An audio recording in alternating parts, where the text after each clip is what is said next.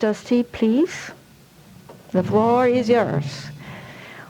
Muito obrigado. Primeiro, eu gostaria de agradecer o convite de vir para São Paulo. Eu já tinha vindo a São Paulo uma vez para mudar de avião. Eu só queria dizer, antes de eu começar, que eu sou da Europa, mas eu estou aqui para falar... Não estou aqui para falar da Europa. De alguma forma, a Europa é um mundo antigo e ele é interessante e é inspirador se eu ouvir outras apresentações. Por exemplo, quando a gente fala do mundo novo, eles pegaram ideias criadas na Alemanha e inovaram. E eu assisti o crescimento do mercado de testes verdes nos Estados Unidos e no Canadá, que basicamente fez exatamente o que nós fizemos no velho mundo. E é interessante porque quando me convidaram para ir para Bogotá, o André me convidou, eu acho que a América Latina é um dos países mais interessantes para falar de estrutura verde. Nós podemos dizer que eles pegaram o melhor da Europa e inovaram. E eu queria ver mais da guia do André, porque eu quero ver essas guias para a Riad na Arábia Saudita, por exemplo. Você pode fazer um teste verde em qualquer lugar, assim como na Arábia Saudita. Isso é muito inspirador, porque um dos problemas de onde eu vim é que todas as guias e diretrizes, elas se desenvolveram nos anos 80 para satisfazer a indústria da construção. E agora nós estamos vivendo um mundo de emergência do clima e temos que ver como é que as cidades se adaptam. Nossas diretrizes são focadas no resultado, não só a performance. E é sobre isso que eu vou falar. Eu vou tentar falar devagar, eu fico bem empolgado falando sobre isso. Eu tenho um sotaque forte. Eu falei para os tradutores, se eu falar muito rápido, eles podem sair da cabine e falar para eu falar devagar ou ficar quieto. Bom, eu sou o presidente do FP. Como o André disse, eu sou entusiástico pela vida selvagem, já fui ativista para colocar a vida selvagem ali no telhado, nos telhados, porque isso... Eu entendo a arquitetura, os telhados, prédios, edifícios. Eu estava vendo um parque grandioso que vocês têm aqui. É isso que eu gosto. Quando eu penso em prédio, eu tenho que colocar isso em pauta. Eu começo as minhas falas. Daqui a um prédio bem próximo de onde eu vivo. Foi construído em 99. Um supermercado. Naquela época, era o supermercado mais sustentável no mundo. 99 eu estou falando. E isso não tinha mudado até 2 anos atrás. Foi isso que aconteceu lá. Aqui é a loja de varejo mais sustentável em 2019, a IKEA. Para mim, talvez para vocês, eu tenho 55 anos, se vocês são mais jovens, qual que é a loja de varejo mais sustentável daqui a 10 anos, 2029. E eu sei que 10 anos mudam muitas coisas. Isso me faz pensar sobre o futuro e o que é importante. Ali sou eu, em 99.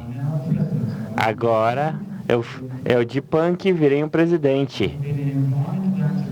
Eu era ativista, Ali, agora eu escrevo legislações. Então, não pode tirar um punk assim da presidência. Se eu me comportar mal, vocês vão entender que eu ainda sou ativista. Eu quero falar um pouco sobre os porquês. A André falou bastante coisa, mas eu quero falar também o que a minha federação faz e quais conectividades que podemos ter com a América Latina, com o Brasil. E quero dar uma visão geral para vocês sobre as políticas europeias. e sobre movimentos ecológicos para o futuro. Eu estou bem próximo do que o Andrei pensa sobre inovação para o futuro. Por que utilizar paredes verdes e telhados verdes? Eu vou falar sobre a minha perspectiva sobre o Brasil e a América Latina. As cidades na Europa precisam se adaptar à mudança climática. Muitas cidades ao redor do mundo precisam, por várias razões, por causa da infraestrutura, e ter uma estrutura ecológica é ponto-chave, como o Andrei falou. Isso deve ser entregue. Precisamos de soluções com base na natureza. E fazer as cidades se adaptarem à mudança climática. Aqui eu vou para Bruxelas, a Comoção Ecológica Mundial. 75% da população vive nas cidades. Eu acho que a mesma coisa acontece no Brasil. Eu não vi as estatísticas aqui. Ao redor do mundo, no mínimo 65% da população mundial vai viver em zonas urbanas. Então, deveria ser o contrário. Então, a cidade deve ser para a natureza e o interior para as pessoas. Eu acho que a gente tem que inverter as coisas. E temos aqui as ondas de calor. Nós temos ondas de calor nas cidades europeias. Minha federação fica em Viena. A temperatura lá nos últimos 20 anos está ficando assim insuportável. Temos cidades que são projetadas para 36 graus. E Viena não é projetada para 30 graus, por exemplo, Londres, e é um problema na Europa, eu acho que em várias cidades do Brasil também. Outra coisa que nós temos cidades sofrendo. A maioria das cidades tem duas coisas que eles dizem, que aumento de temperatura e também as chuvas, tempestades de verão também estão mais severas. Na Turquia, eu estava falando com os legisladores, um vale lá em Istambul, que foi desenvolvido 5 anos atrás. Eles tinham, assim, chuvas de verão muito intensas. 300 pessoas sofrendo daquela inundação. Então, não estou dizendo que eles morreram, mas eles sofreram, porque todo o vale inundou aquele vilarejo, aquela área. Aqui são alguns slides que eu gosto de mostrar. Então, escala humana. Aqui é a Copenhagen. Inconveniência. Se você pensar em Copenhagen, a adaptação de mudança climática começou com essa inundação. E esse é um problema. Aqui é Bolzano, lá na Itália. Eu acho que aquela senhorita ali tem um problema sério. Ela está tentando chegar em casa. Bolzano tem problemas com inundações. É uma foto bem ruim. Talvez o Paulo tire uma boa foto para mim. Aqui Lisboa, eu não lembro o ano, mas eu peguei na internet. Aqui é uma cidade antiga em Lisboa, depois de uma tempestade de verão. Olha o que aconteceu. Foi devastador. Eu acho que isso não é só inconveniência, é algo trágico, na verdade, para a cidade e para quem vive lá. Talvez vocês não saibam, mas nós tivemos uma onda de calor massivo, avassaladora. Por exemplo, Paris, em 2003, 300 pessoas morreram de exaustão por causa do calor. Então, muitas pessoas. Em Paris, eles criaram uma estratégia em 2006 para a próxima onda de calor. Então, as pessoas esqueceram que eles criaram essa estratégia.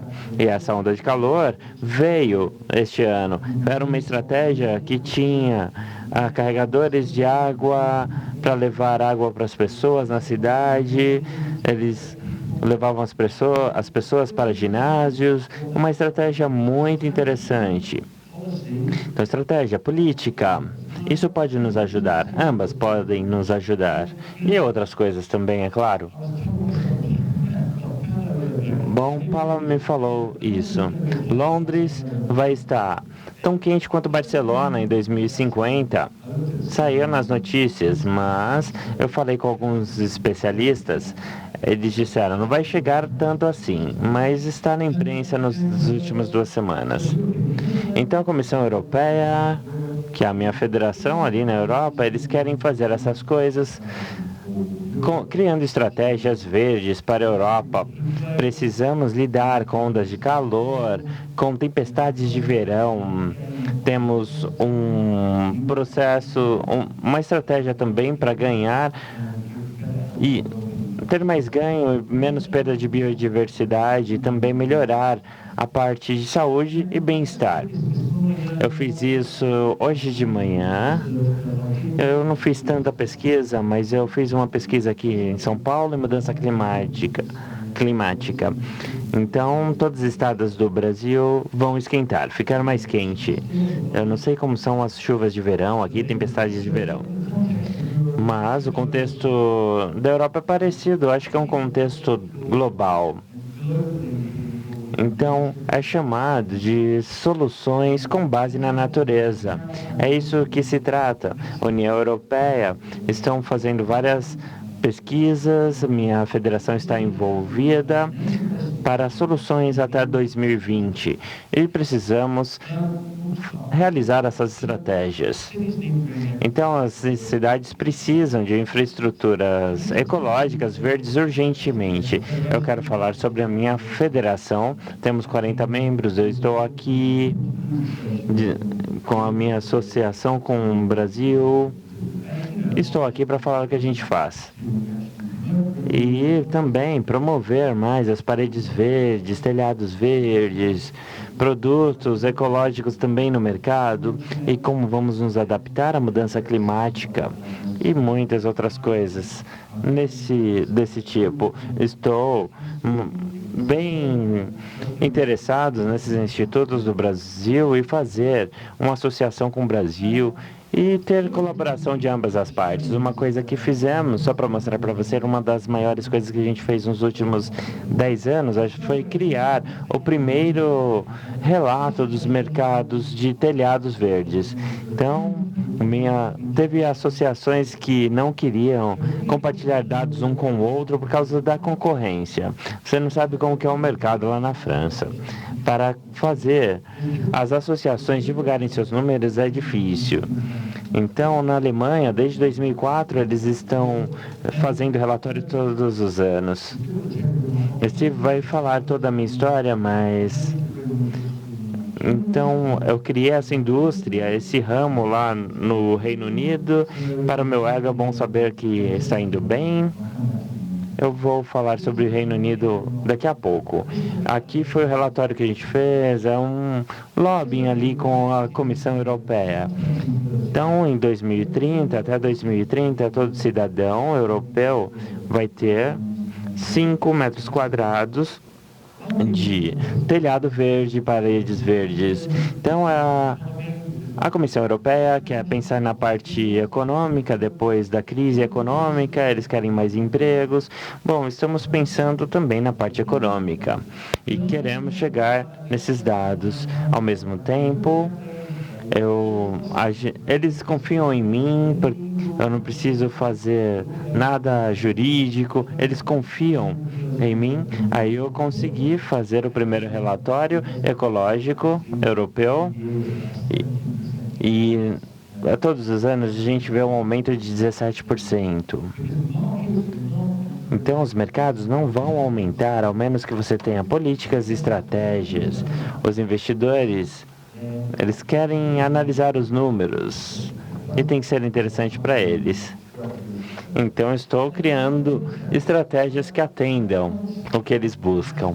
Eu não sou uma pessoa nacionalista, mas quando o Reino Unido precisar celebrar, eu vou celebrar com eles. Somos o único país no mundo que o governo estabeleceu uma organização para ver como o governo está indo, como os países estão indo quanto à mudança climática.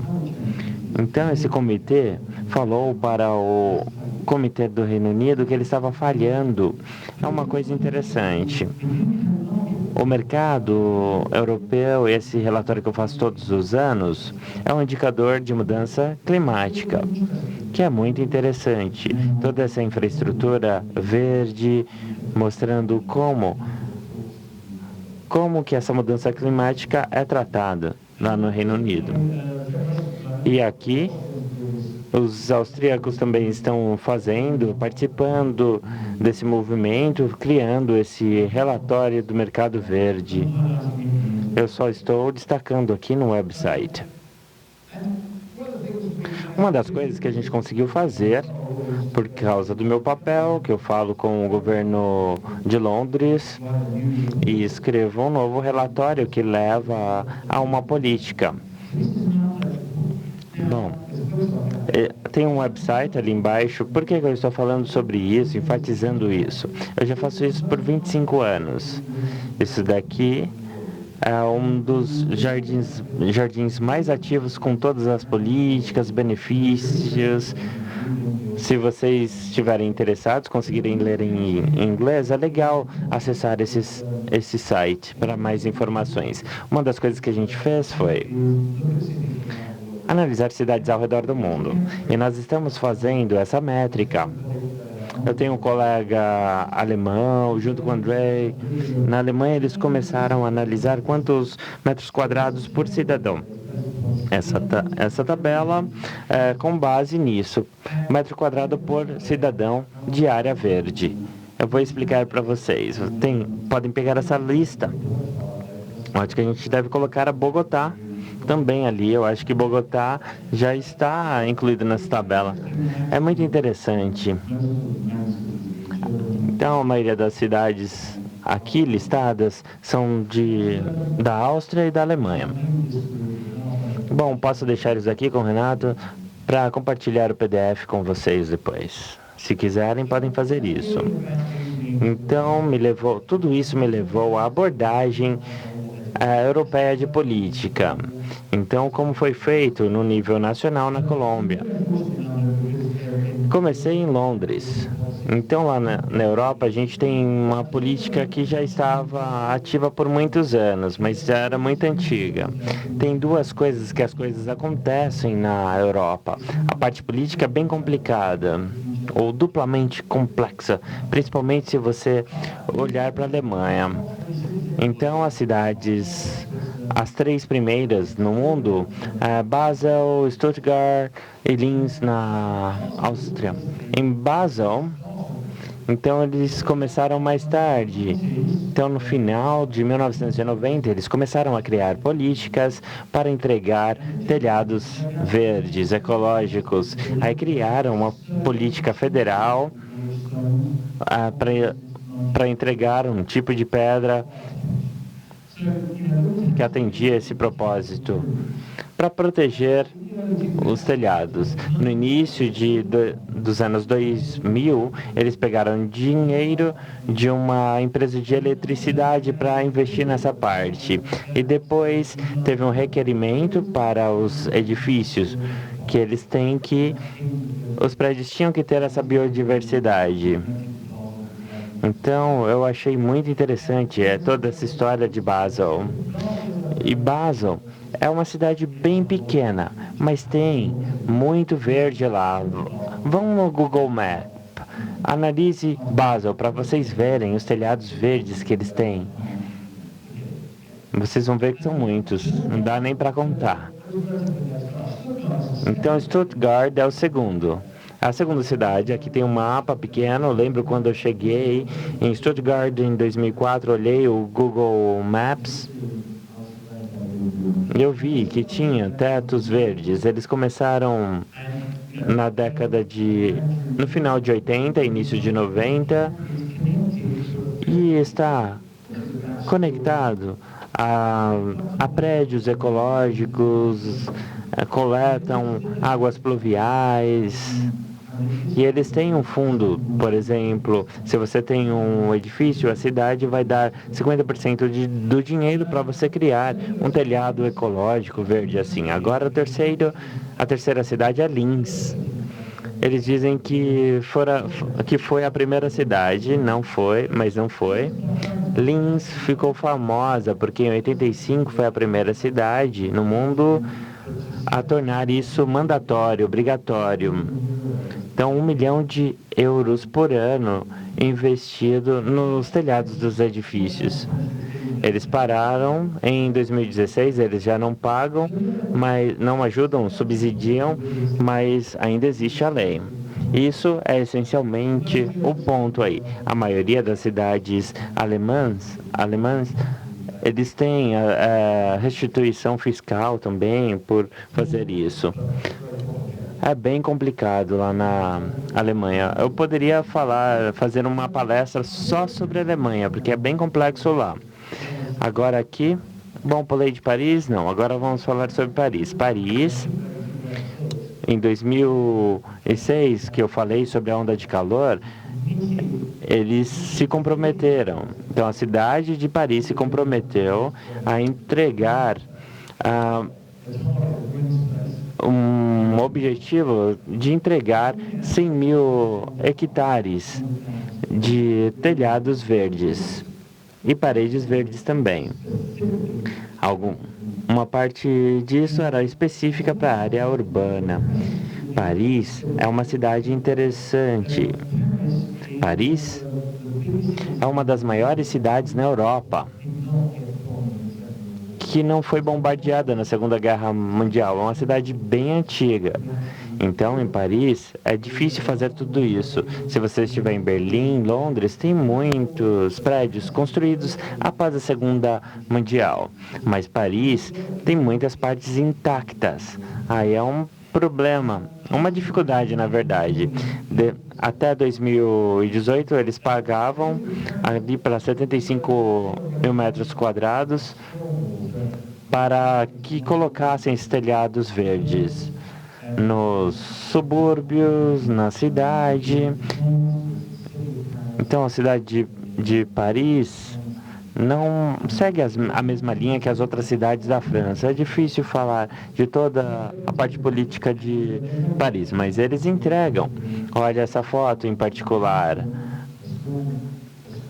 Por exemplo, isso é um ginásio de uma escola. É uma escola antiga para crianças. É no Quartier 21, ou seja, é um dos menos verdes de Paris. E eles conseguiram fazer isso. Agora esses jardins estão abertos 24 horas por dia, porque se tornou o maior ponto focal para a comunidade que mora nesse bairro. Esse teto teve um impacto muito importante na fábrica social eu chamo de fábrica social, mas é mais ou menos é um lugar onde as pessoas, as minorias étnicas podem ir lá e compartilhar, por exemplo, uma horta. E a cidade de Paris é muito pobre nisso. E, Roterdã é uma cidade muito interessante agora. Eles têm esse programa massivo e esse programa foi pago pela cidade.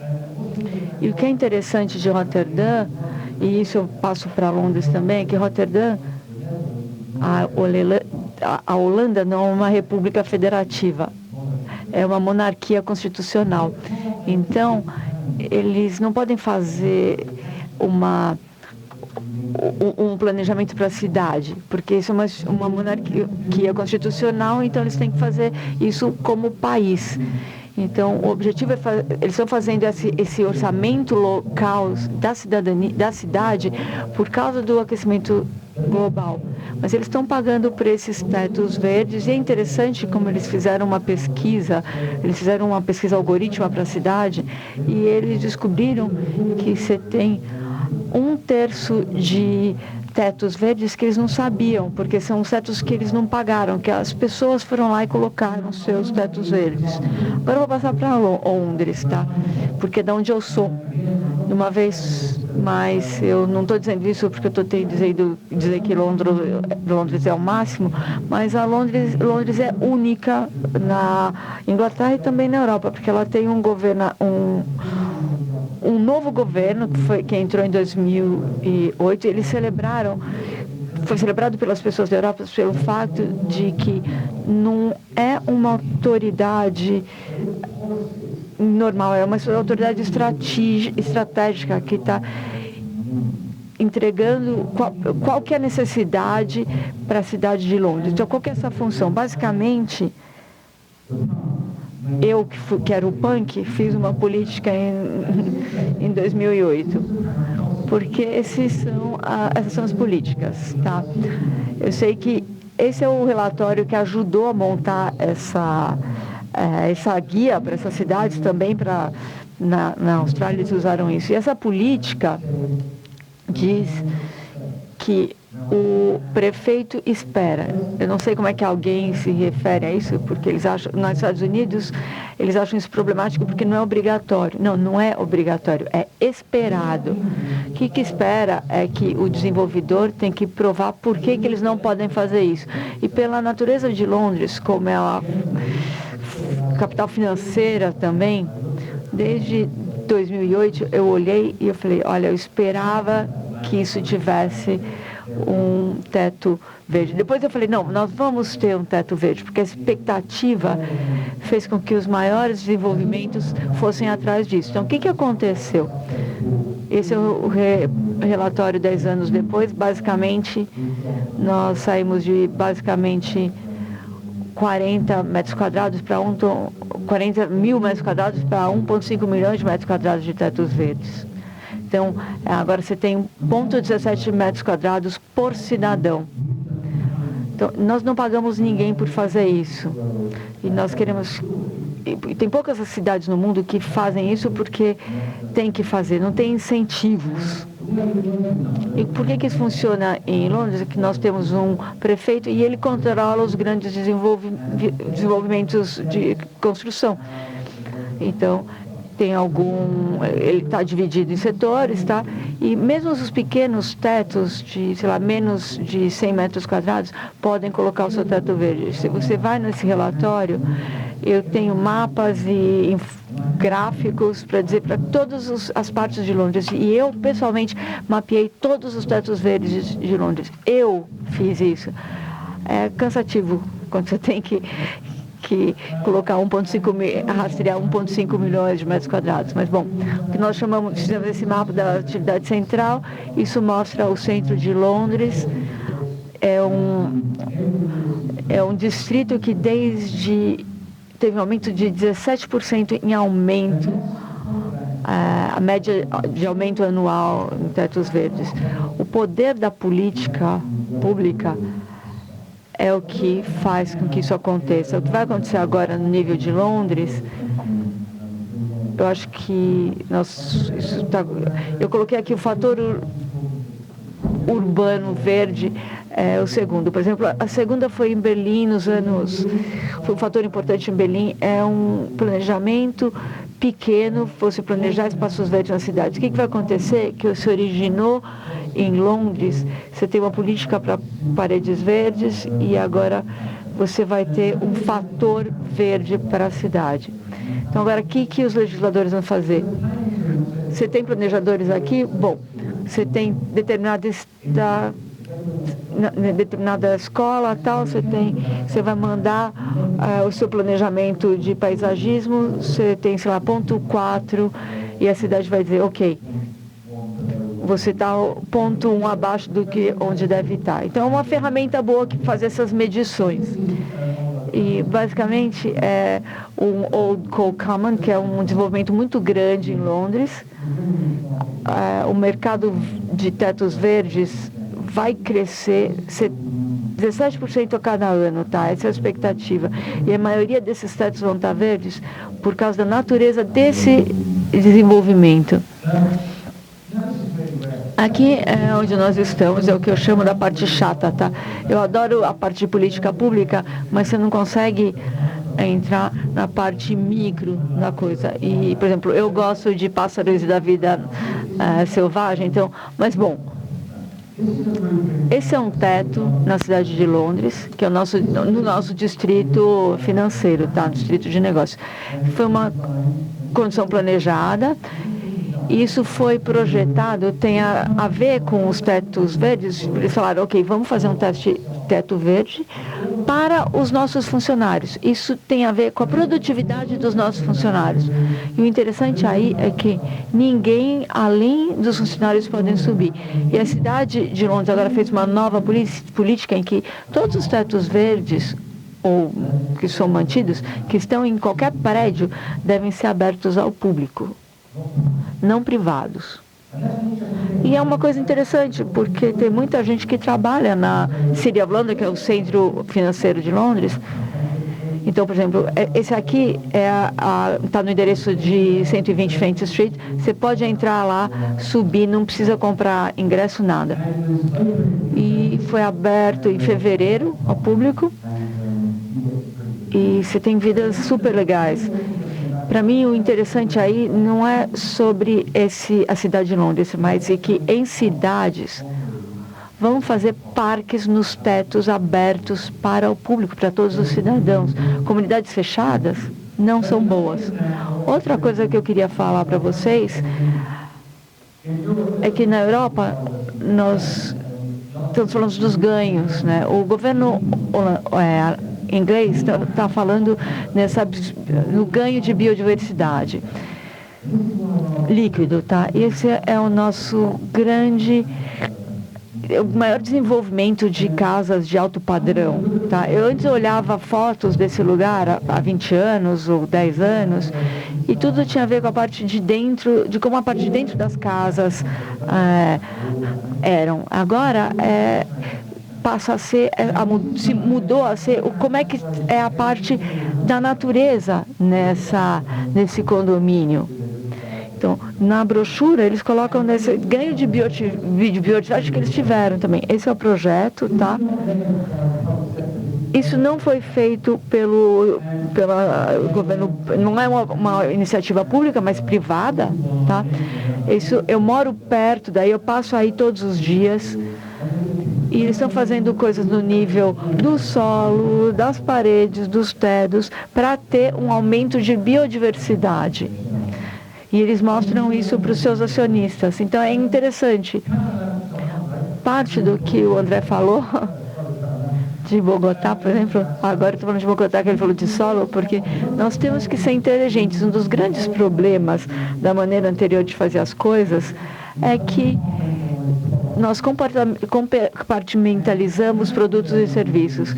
A Alemanha está fazendo, sei lá, faz isso há mais de 25 anos. Nossos colegas suíços tiveram essa ideia que vocês podiam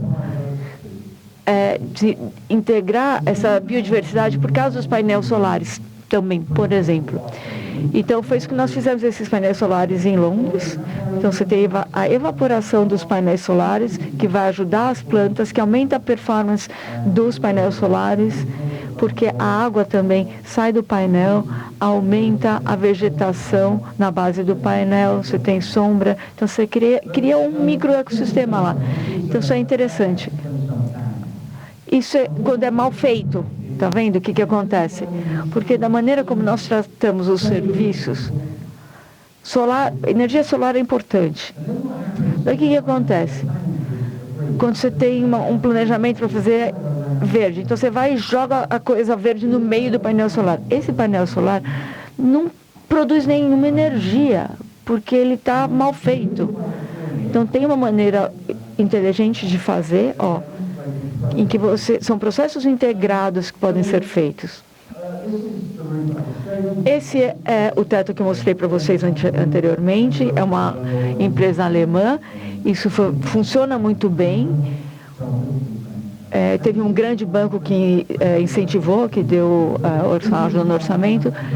Esse foi o que eu projetei. Originalmente foi projetado para a Olimpíadas de Londres.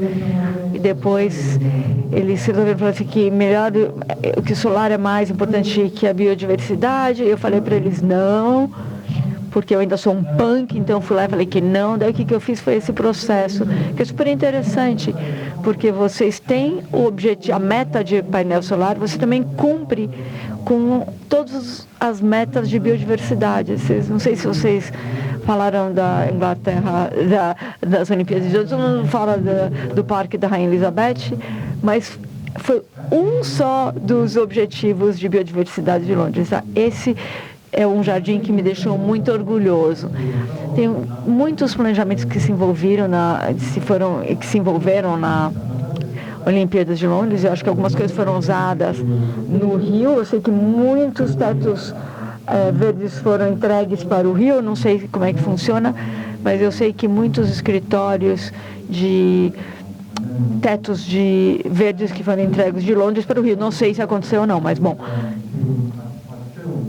Eu filmei isso durante novembro e dezembro do ano passado. Mostra como é que a construção é feita. Porque me interessa a natureza. Isso aqui foi pagado por um filantropista que acredita na biodiversidade. Ele criou essa topografia e essa diferença. Então, essa é a carinha que ele vai ter quando terminar. É uma coisa... a coisa mais sensata a ser feita, basicamente. Eu acho que nós também... eu acho que vocês vão gostar disso. Quando eu saí, fui lá uma manhã, e eu sentei, quando o sol estava saindo, eu tinha a alta pressão em Londres à noite, estava muito frio em Londres, e eu vi... Isso aqui é um PDF, tá? Mas eu tenho um vídeo sobre esses 5 minutos que eu fiquei lá assistindo a água caindo do painel solar. Eu perguntei para as pessoas do mundo inteiro quanto de água se produz num painel solar. O pessoal falava, não sei, produz energia solar. Quando um painel solar na costa de Portugal coleta toda essa água também que vem do mar, ele produz muita água. E esse painel solar, em janeiro, em Londres, cada painel solar estava produzindo 2 litros de água. Eu não sou um cientista, eu só fiz uma estimativa. Então, nessa criatividade é que o painel solar também captura, ele é captador de água. Então, um painel solar num teto verde traz benefícios também. E é uma coisa que eu quero fazer mais pesquisa também, mas você nota essas coisas quando você vai e realmente vai procurar ver. Agora, você tem a questão das inundações na Europa, então, essa é uma tendência dos tetos verdes, tá? Então, você tem sistema de green, blue roofs, que é o que chamam os tetos verdes e azuis. Existem algumas abordagens de algumas empresas para fazer isso. Isso é uma empresa francesa, e eu vou dizer que essa é a mais inteligente que eu vi até hoje, porque eles têm uma regulação muito estrita na quantidade de água que eles têm que integrar, mas a história é a seguinte: esse é um teto pequeno, ele foi projetado para prever, tem uma torre de Wi-Fi que vai prever quando vai vir uma tempestade tropical. Então, uma semana de chegar a tempestade tropical, ele se livra de toda a água. Então, tudo fica pronto para a tempestade tropical. E eles chamam de tetos inteligentes. Isso foi uma cópia que foi feita em Amsterdã. Se você gostar, vou colocar no Google Smart Green Blue Roof, você vai ver essa tecnologia que foi usada para tentar antecipar tempestades tropicais. É super inteligente.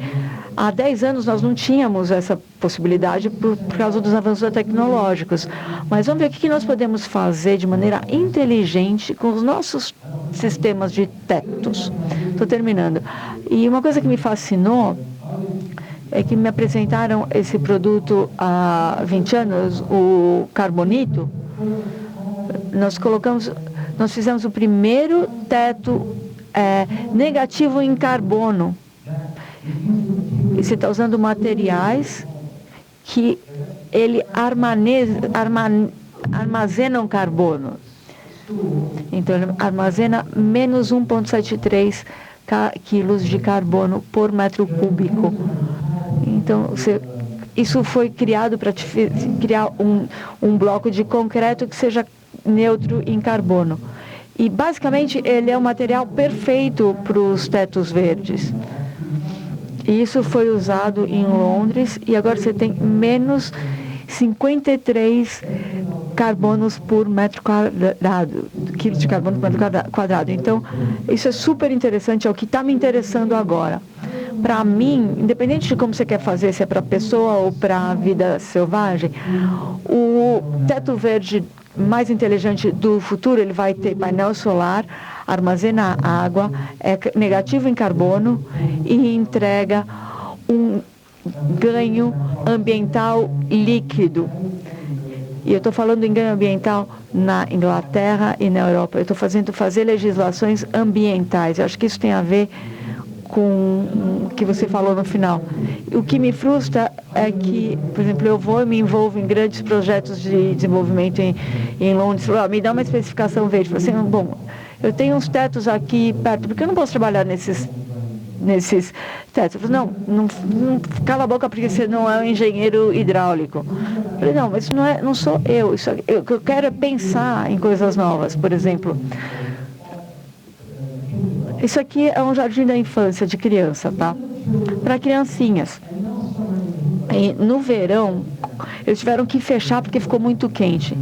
Então, agora o governo vai pagar para ele ficar verde. Então, você tem que contratar um engenheiro que tem a permissão para pegar água da chuva de tetos ao redor e levar para esse teto.